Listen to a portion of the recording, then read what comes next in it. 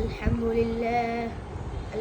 لله نحمده ونستعينه ونستغفره ونؤمن به ونتوكل عليه ونعوذ بالله من شرور أنفسنا ومن سيئات أعمالنا من يهده الله فلا مضل له ومن يضلله فلا هادي له ونشهد أن لا إله إلا الله ونشهد أن محمدا عبده ورسوله محمد صلى الله عليه وسلم صلى الله عليه وسلم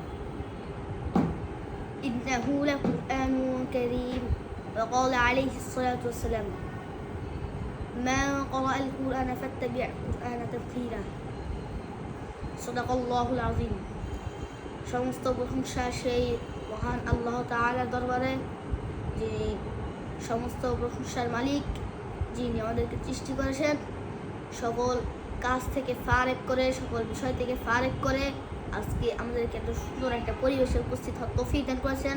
সেই মহান রবের প্রতি সুস্থতা কামন করি, সুস্থতা গাফিল করি, সকলে বলি আলহামদুলিল্লাহ আলহামদুলিল্লাহ।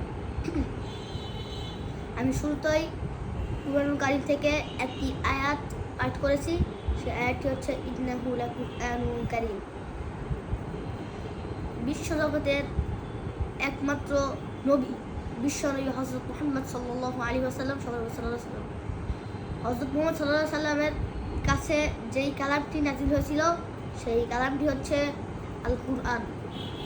সেই আল কুরআনের শক্তি এত মজবুত, একটা পাহাড় পর্যন্ত তার ওজন বহন করতে পারে।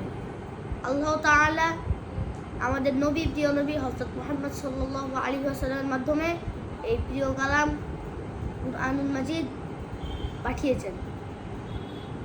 যখন হযরত মুহাম্মদ সাল্লাল্লাহু আলাইহি ওয়াসাল্লাম হেরা গুহায় ছিলেন, তখন হেরা গুহায় আল্লাহ রাব্বুল আলামিন জিবরাইল আলাইহিস সালামের মাধ্যমে পাঠান বার্তা। সেই সর্বপ্রথম আয়াতটি ছিল সূরা আলাকের প্রথম 5 আয়াত।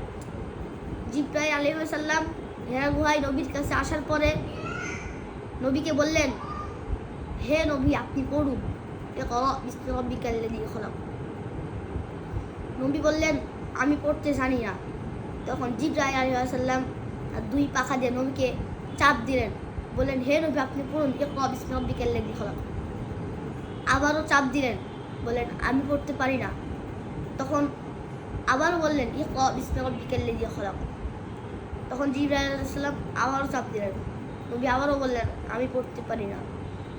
তখন বললেন, আমি তোমাকে পড়া শিখিয়ে দিচ্ছি, এইটা তুমি সহ তোমার যত বান্দারা আছে তাদের সকলকে তুমি বুঝাই দিবা কি পড়া।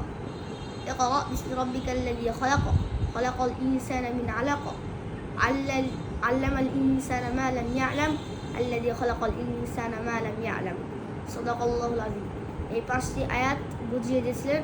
তারপর থেকে পুরো কুরআন আস্তে আস্তে নাযিল হন এবং সেই কুরআনটি পৃথিবীর সবচাইতে মহিমান্বিত কুরআন হয় এবং এই কুরআনের ওপরে কোনো বার্তাবাহক উঠবে না এবং কেউ করতে পারেনি নকল। সেই আলোকে আমি আমার সত্য বক্তব্য শেষ করতেছি। আসসালামু আলাইকুম।